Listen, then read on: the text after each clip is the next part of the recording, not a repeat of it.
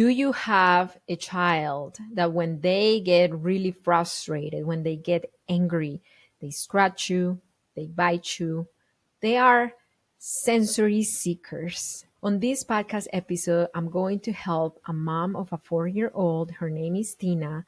And when her 4-year-old gets a no, she gets really frustrated, upset, and she has sensory seeking behaviors, meaning that she scratches, she bites, and the mom wants to find better ways to help her daughter calm down because it seemed like what she's doing is not helping. She's offering hugs, she's validating emotions, and that has not been enough.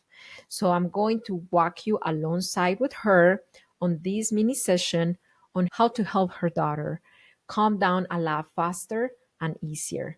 But before we go there, one thing that helps sensory seeking children is to engage their body during their calm down process. So just telling them, hey, are you okay? Do you need a hug? That might not be enough for them. You need to engage their body in a constructive way for them to calm down. HIC Parenting created the breathing exercises visuals for kids. This is a free resource for you to download and post it on your child's calm down corner or visible place. So when they need to take deep breaths and calm down, they can use it engaging their bodies. That helps them calm down a lot faster than just telling them, hey, take a few deep breaths. If you want to download this breathing exercises visual resource, all you have to do is open the description and the link is there to download it. If you are watching us from YouTube, it's in the description box of this video. Okay, without further ado, let's go and listen to the coaching support with Tina. Hi, Tina. So please tell me, how can I support you? How old is your child and what do you need help with? I have two children. I have a 6-year-old and a 4-year-old that have very big emotions. And my 4-year-old has a lot of anger. Okay. Okay, so you have a 5 and a 4-year-old, and then you said that your 4-year-old has a lot of anger. So could you please walk me through a specific scenario when your 4-year-old has a lot of anger? What's happening at that moment? Sometimes it's when she doesn't get what she wants right away. Mm-hmm. And it's not necessarily that she's not getting what she wants. She's not getting it fast enough. Mm-hmm. Okay. If she wants something to eat and it's not ready yet, she'll get really angry. Oh, okay. Especially when there are physical needs, when she's hungry and she wants to eat, and if you're cooking and it's not ready, then that's when she gets really angry.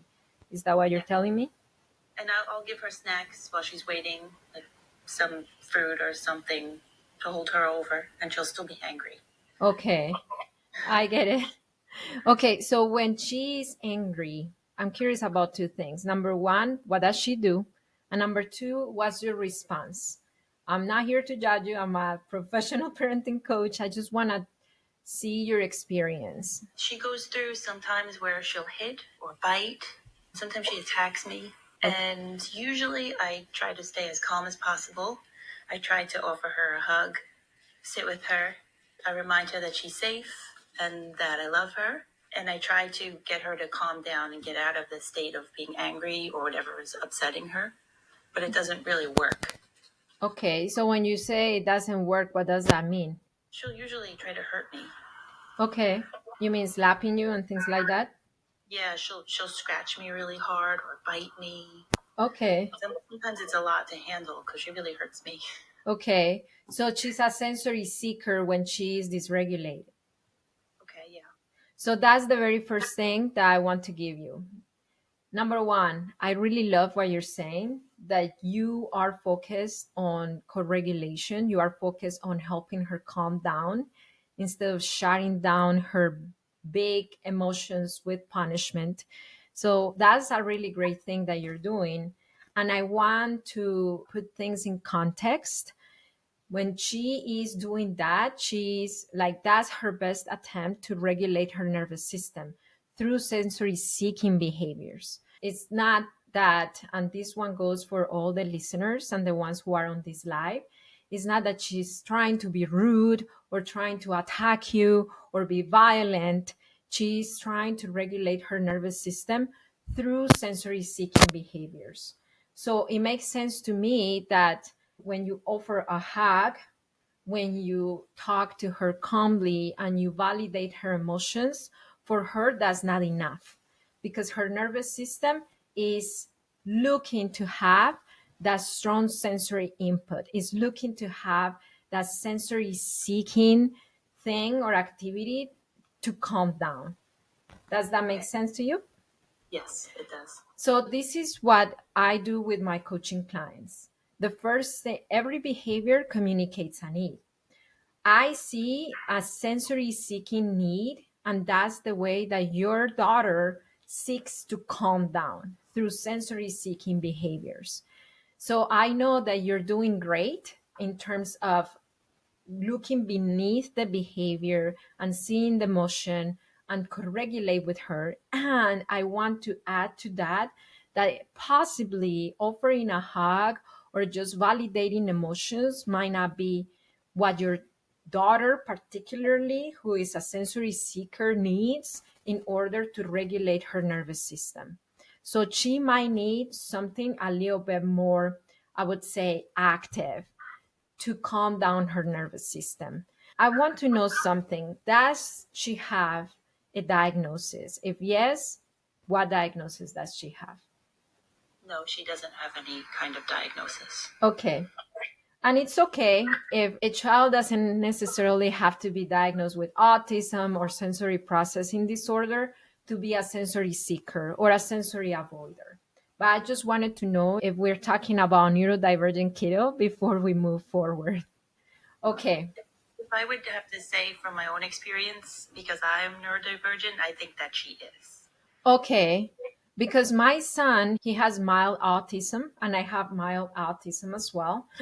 I didn't really see signs in him until he was 7, and then I got him evaluated. And nobody saw signs in me until I was 37. So I'm just saying that to say because she might not be neurodivergent.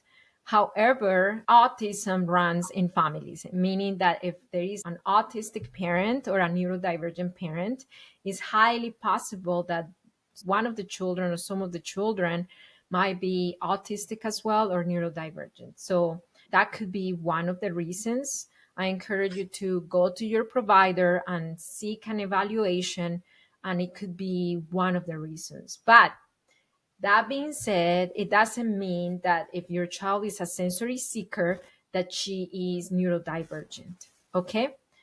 So it is important to understand what their needs are so we can meet them with what they need to calm down. And it varies from person to person, from child to child. That's why parenting coaching is so powerful because we tailor the guidance toward what the specific need is when it comes to the child and the parent. Okay, Tina, so would you be open for me to give you some suggestions on how to help your daughter at that moment? Oh, yes, please. Okay, so she's a sensory seeker, and that's how she looks to regulate her nervous system. That's why offering a hug or validating emotions are not enough. So we need to guide her towards meeting that need in a non hurtful way because right now she's hurting you. She's trying to scratch you and bite you, and that's how she's regulating her nervous system. So I have a question for you, and I could help you as well, but I want your input first. What do you think we could do to help her redirect her energy so she releases that energy in an energetic way, but safely? What activity can she do at those moments when she's starting, not when she's already hitting and biting and scratching, but when you see that there might be a trigger when she's getting hungry, and I will proactively help her. Sometimes if I catch it in time and I can put on something and let her dance, that's Okay. helpful. She likes to move. She likes to spin. I also have tried to give her like a big fluffy pillow and let her kind of take out her emotions on the pillow. Does she like deep pressure and hanging on counters or hanging in general, going upside down on the couch, things like that? Not really. She likes to tumble. Okay. She likes to spin. Okay. Yeah, she's not so much. My older daughter likes to hang and things like that, but not my younger one. She likes to dance. She likes to move. Okay. Got it. Okay. So you said one thing that is really crucial. You said, when I'm able to catch it early, these things work. And that's the key, because it's not about redirecting her when she's already hitting, scratching, and biting, because she's so dysregulated that she's not redirectable. And I'm not just talking about her, but children in general. Children are not redirectable when they are already at that level of dysregulation, just because their brain is immature and they're not able to access their upstairs brain, which is their logical thinking and impulse control on those moments of high dysregulation. My suggestion to you is to make a list of the most common triggers your daughter has. So you told me when she doesn't get what she wants, it's usually maybe when I'm cooking and she's hungry. So pay attention to the regular things that she might potentially escalate to biting and hitting and scratching. Write them down. And then next to it, write down redirecting activities that you can teach her during those moments. So for her to do now when she's already up here, but when she's starting to get up here, or even before when she is happy and playful, but you know that the moment that she's about to get hungry happens. Okay. So for example, hey, what's your daughter's name, by the way? Madison. Madison, mommy's about to cook. So we're going to do a dance party while we cook. Can you help me with cutting the banana or whatever developmentally appropriate thing that she can do? And we can do that while we dance. Okay. And you can have banana, you can have string cheese, you can have this and this and this before we eat lunch or we eat dinner. What do you want to have? And all this is before she gets to that point of dysregulation. Okay, so you want to start with string cheese.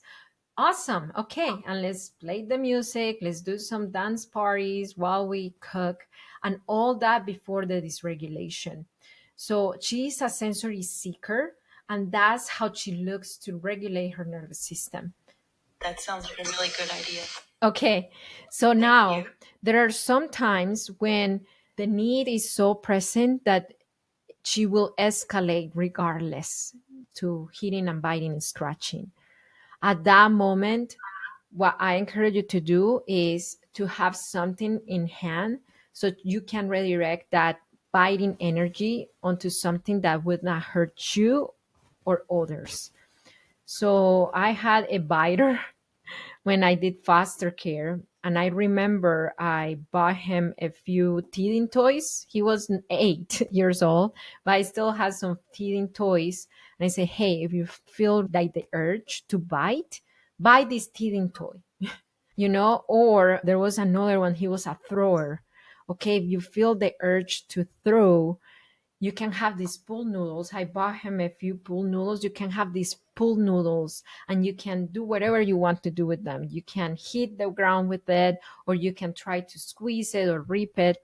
And I remember it took a while for him to learn the skill, but like it was not long after, it was just a few weeks after when I saw him using the pool noodles and trying to rip them. And I'm like, and then he said, oh, I'm getting frustrated. I'm like, wow, you're using your skills without me telling you. So I'm saying that to say, Tina, that it is a consistency game. It is a practice game. It doesn't come over time. And usually you need to practice these skills a lot before she's able to access them during stressful situations. These coping strategies are not just to help her when she's up here, but to prevent her from getting up here at least as frequent. Okay. Another thing that, and this is a free resource that HIC Parenting has for you, we have breathing exercises visuals. So these are visuals with breathing exercises prompts that children can go through. So the special thing about these breathing exercises visuals is that engages not just their breathing, but it engages their body. So if you have a sensory seeker because she bites when she's angry, because she scratches when she's angry, because she hits when she's angry, she would really benefit from using these breathing exercises that engages the body. You can find it in hicparenting.com, or you can go to the link in my bio on TikTok at High Impact Club or on Instagram at High Impact Club, and you can download these breathing exercises for free. This is a free resource that HIC Parenting has for parents of children who have sensory seeking needs when they are dysregulated. You can, once we hang up from this call, all you have to do is go to hicparenting.com or go to the link in my bio, and it is there for free for you to download. Thank you so much. I really appreciate it. So, Tina, I have a question for you. What did you get out of this time with me? First, I'm realizing that what I'm doing is in the right direction. And it also opened my eyes to other things that I could add. And also more to keep an eye on things before they escalate, which is something that maybe I'm not always on top of. You're doing great. I can tell that you are a great mom, a great parent, and I cannot wait to hear your success story. Once you start applying these things, the breathing exercises, visuals, and the tools that I gave you on this time with me, could you please send me a DM on Instagram and let me know how it went? I definitely will. Thank you so much, Tina. Thank you for your time. I really appreciate it. Okay, have a good day. You too. Bye. Bye. If this podcast episode gave you some clues on how to help your sensory seeking child calm down a lot faster, would you give us a positive review? Just open the description and give us a positive review about this episode. Or if the podcast in general gave you a positive experience, just let us know how it helped you in your parenting. Remember that you can download the breathing exercises visuals on the description or go to hicparenting.com and it is there as well. Remember that it only takes understanding of yourself and all of your children's needs to transform your parenting. That's Parenting with Understanding, and I'll see you next time. Thank you for being with us.